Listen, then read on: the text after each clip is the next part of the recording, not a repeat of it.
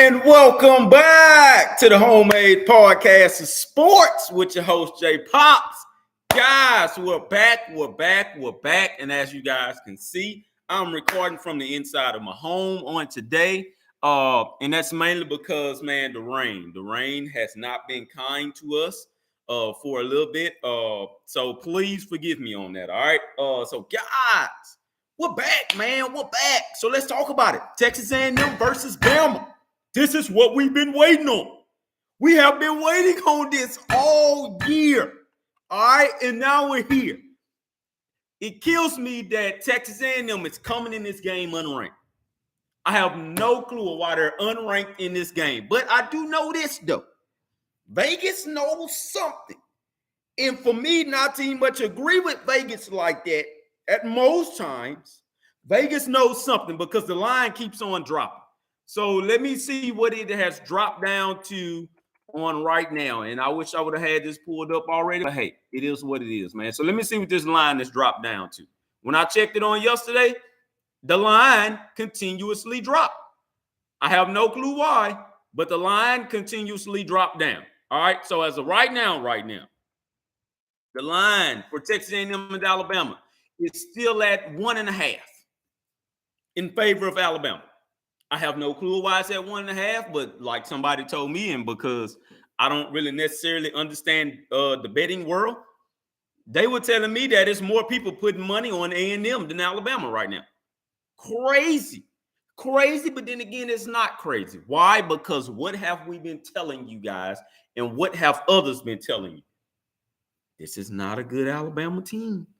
This is a different Texas A&M team. Pass and post Miami game. Okay, so for one thing, I will say this here. Shout out to Nick Saban Jr. Sports Talk TV. I will be on there on Saturday morning.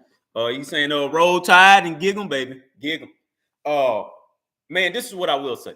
The defense has absolutely went up to another gear post Miami. Okay? This is in Texas A&M's favor. The reason why that line has dropped as well, and man, I'm not going to act naive to it, it's because of home field advantage. That game is already sold out. That game has been sold out from the start of the year, to be honest with you. Now, the ticket pool with the students, that's the student section getting their tickets.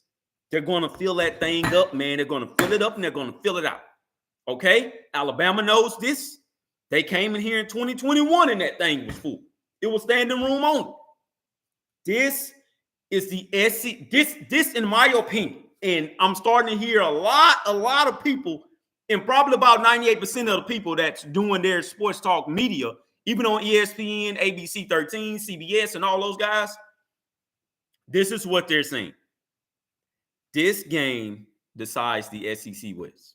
However, we say this to say this here. It's still two more teams in the back. Ole Miss and LSU. Both of those guys have one loss. All right? This game solidifies the SEC West leader. I've heard the guys on CBS say this here too. Man, they can win that game. However, Texas A&M is known for dropping 2 or 3 more games after that. I'm here to tell you this here. And this isn't coming from a homer perspective or anything. I don't see Texas A&M losing any more games when they pull this one out against Alabama. I'm going to temper down my score prediction because I know it's out of line for me. And there's no way in hell that I believe that Nick Saban or Kevin Steele is going to let up these many points. But I will say this here. My final score prediction for this game will be 31-17 Texas A&M. That is a more fair and realistic score prediction that anybody can give you anywhere. Okay? So, once again, I'm going to temper it down. All right? I'm going to temper it down.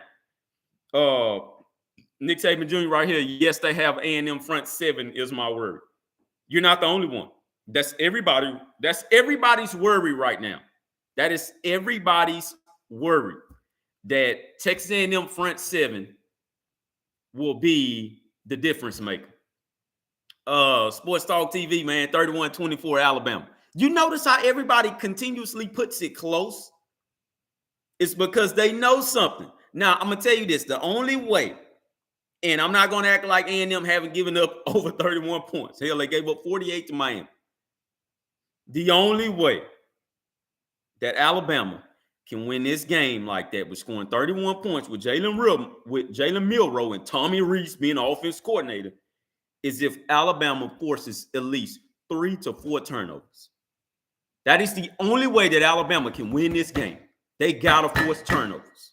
All right? That is the only way. The way that Texas A&M can win this game, you just go out and you play like how you've been playing. Eliminate the turnovers. You go out and you play like how you've been playing. What's happening now is this here. Nick Saban is going up against a team that absolutely has, and this is in his own division. So this is for the first time ever for ones that did not know. This is really the first time ever. And I know all those LSU games, he played LSU with all that talent, but this is the first time ever where he's seen a level playing field talent-wise. Alabama has the number 1 most talented team. Texas A&M comes in with the number 4 most talented team. Last year, Alabama had the number 2 most talented team. Some of those guys are still there. And now this year, they're number 1. Last year, Texas A&M had the number 4 most talented team again. These guys are coming in, and this is going to be a heavyweight battle, okay? This is what A&M went out and got Jimbo Fisher for. We went and hired you to not only win us a championship, and championships with an S, which is conference title and then a national title. We hired you to come in and beat Alabama and LSU. I'm sorry, man. I'm being dead ass honest with you. This is what we hired you for. To come in, beat Nick Saban, and beat whomever in the hell is the coach at LSU. Why? Because we continuously lost to Alabama. We continuously lost to LSU. You have wrote your wrongs with the LSU crowd because you have a winning record against LSU. All right? You just haven't won in Death Valley yet. You do not have a winning record against Alabama. For the first time ever, you made that possible when they came to Kyle Field in 2021. You made that possible. You beat them. That was our first time beating them at home ever in A&M history. You made that history. Now it's time for you to go and make history once again. Also, we bought you in to beat Auburn. We weren't beating Auburn. We just were not. You got the first victory at home at Kyle Field against Auburn. You did that, Jimbo Fisher. This year, you got the second one. You did that. As of right now, Auburn can't beat you at home. Now it's time for you to go out once again and prove your point against the second Alabama team in the SEC West. I'm going to say this once again. The second Alabama team in the SEC West. Win your second game at home against them as well. Go and make history. You need to continuously make history. You win this game. This is your first time being 3-0 in the conference ever since you've been hired. Period. I believe you do that, you win the SEC West. And nobody can tell me different from that. You go out and you beat Alabama at home for the second time. The second time, you send a statement out to Nick Saban going forward and telling him, if you're going to come to Kyle Field, you're going to get beat every time you come here. You're sending a message out. You sent the message out to Auburn and their fans. Every time you come to Kyle Field, you're going to get beat. Now we got to learn how to win on the road. We do. All right. So this is the thing that scares me about Alabama. And I went on the record and said, really and truly, nothing about this Alabama team scares me. Nothing. However, I will say this. They're still Alabama. I'm not going to act like they're not a blue blood. I'm not going to act like they haven't won multiple conference titles. I'm not going to act like they haven't won multiple SEC West titles. So I will say this. This is what scares me about Alabama. Them finding another gear defensively, not offensively, defensively. Their front seven is good enough to be like our front seven. Their defensive backs are one of the best, or some of the best in the nation. They're some of the best in the nation. All right. And I know this. I know this. However, I'm not scared of that. Why? Because this is where the pro kicks in at. Texas A&M can go up to another level offensively. And that's what we have not seen yet. We haven't seen Texas A&M go up to that third level offensively. They've went up to the second level. Don't get me wrong. They've went up to the second level. It's time for them to go up to a third level. What do I mean by third level? It's time for them to go up to a third level and show them that although Max Johnson is a backup, Max Johnson can look like the number one quarterback in the SEC. That's your third level. Your third level is getting the running game clicking. I know where the holes at on this Alabama defense. It's on the defensive line, in which a lot of people would say that that's their strength. It is, but it's holes in that defensive line. You can run through that defensive line. I set up there. I'm only through the first half of the Mississippi State game. But if you're telling me that Mississippi State can push those defensive linemen out the way and create holes, then why can't Texas A&M? Why can't Texas A&M do the same? You can push those guys. You're not going to push them all game. I'm not going to sit up here and lie to you and say, oh, yeah, man, you can push them Alabama defensive linemen all game. No, you can't. No, you can't. Eventually, they will catch on. But you can push them out the way enough to where you have your running backs. You have your running backs that are pretty much B plus. These are not average running backs you have on your roster.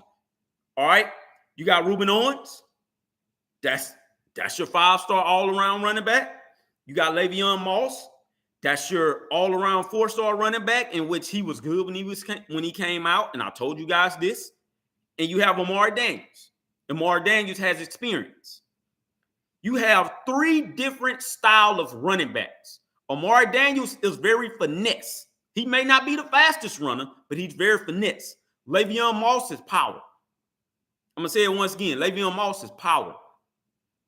Ruben Owens, he's finesse and he's power, and he's a catching running back. He can catch out the backfield.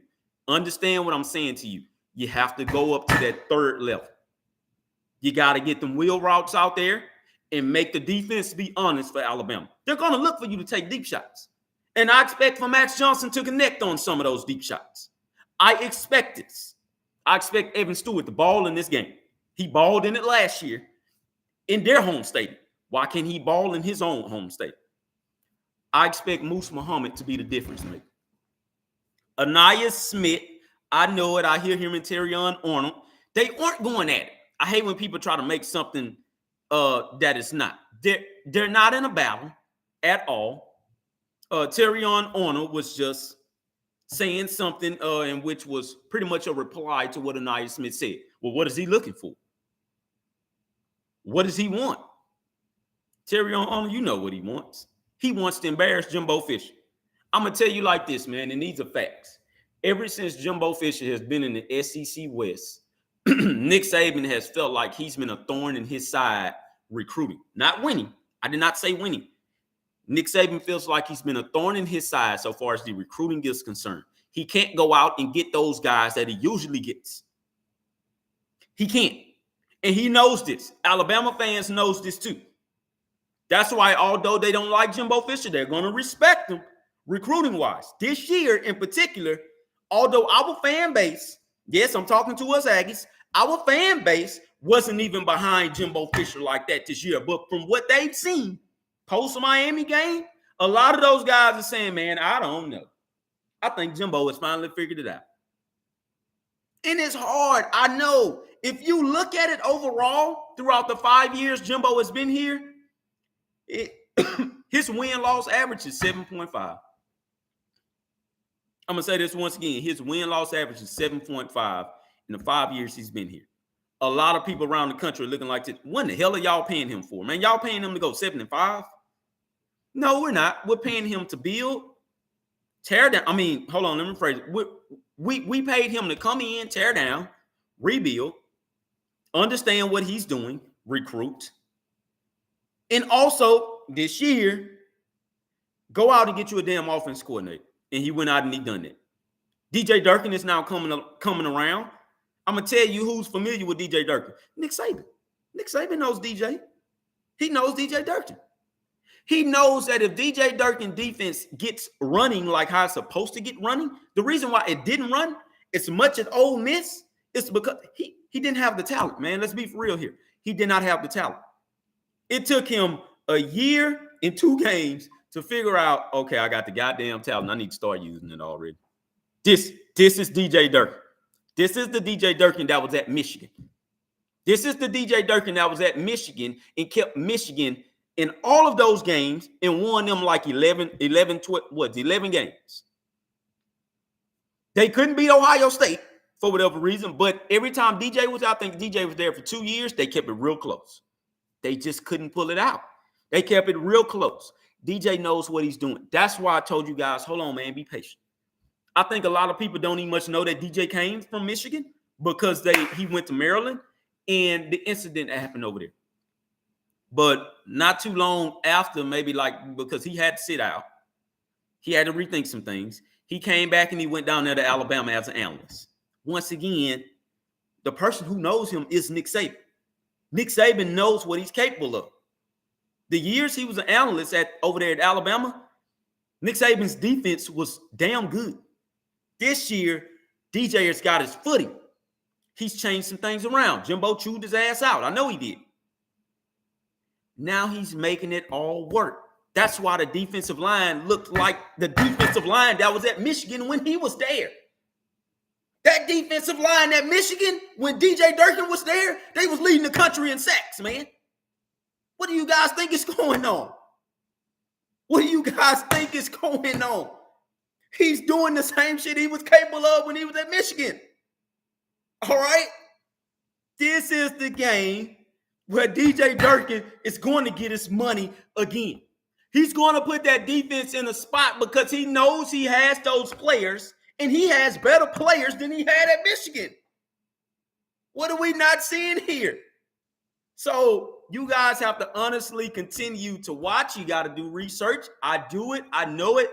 It gets lengthy. It's a long length of time, but I enjoy doing it. Okay, guys, I got a regular 9-to-5 job just like you all. But I enjoy taking some of my free time looking at certain things because I know I like to talk about this stuff. And I'm going to look at the statistics. I'm going to look at the history and stuff like that. The reason why Alabama is picked to win this game, even at their lowest of team expectations, is because of the past history of Alabama, man. You all have to know this. Also, they got the number 1 freaking talented roster.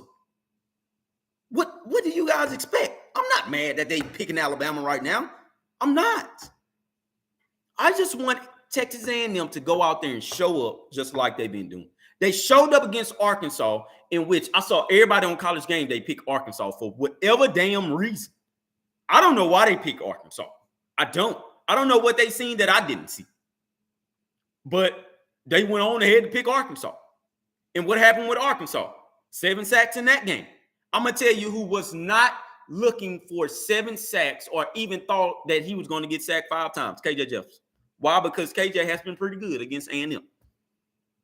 Now, he's 1-3. But KJ has been pretty good against Texas A&M. He has. They didn't let him do it this year. That's a different animal that's out there. And KJ got a whiff of it. The team that went into Tuscaloosa last year, that's not the same team. The same players, that's not the same team. That's not the same offense that they face. And that offense that was about to beat them last year was indicatively horrible as hell. Horrible. And they almost beat them. So why do you guys think that us being at home, we can't go out and beat them? I really want to know that. We can go out and beat them. This is the first time ever where I've seen this many Alabama fans in a, man, I don't know mode. That is what they're saying to themselves. Man, I don't know, man. Man, I just And this is what most of them are saying, man. I don't know, man. I think we can win the game. But man, this has to happen. I've never heard Alabama fans speak like that. But this, and this has to happen for us to win this game, man. I'm sorry. And those guys are just being totally honest and real with you. Because they like, man, A&M was the better team. Everybody looks at that Miami game as a right now, and they all say, I have no clue of how Texas A&M lost that game. None. I don't. But I think I figured it out. They were playing very conservative. Very conservative.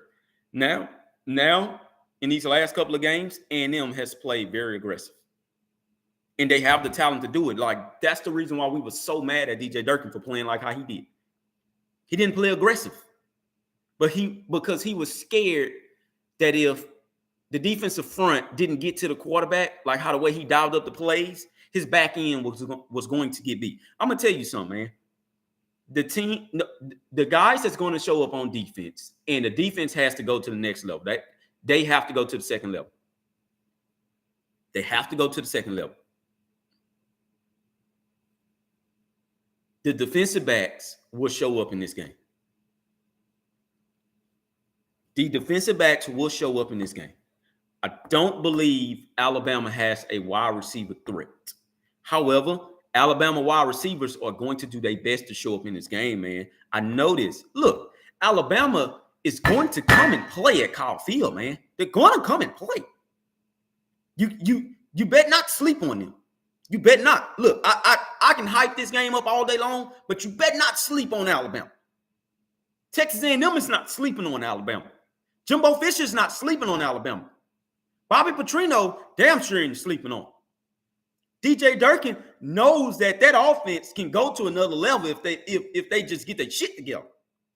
I don't believe in Tommy Rees at all, and this is the reason why I'm saying that Alabama will lose this game by a score of 31-17. I do not believe in Tommy Rees. I said this about Bill O'Brien. I didn't believe in him, and look what happened.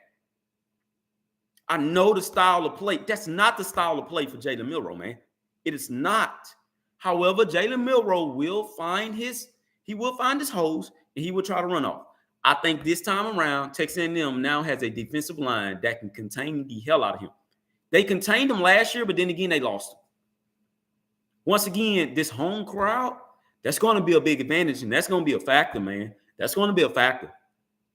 I'm looking at Alabama committing a lot of penalties, false starts, holding, the defensive pass interference, defensive breakdowns at some sorts. I do, man. I do. Kyle Field is going to be rocking, but once again, I thank all of you all for tuning in. I'm going to go ahead and get up out of here. I'm logging off, but thank you all for tuning in. And once again, please subscribe to the show. And once again, I will see you guys on Saturday. All right. #Gigem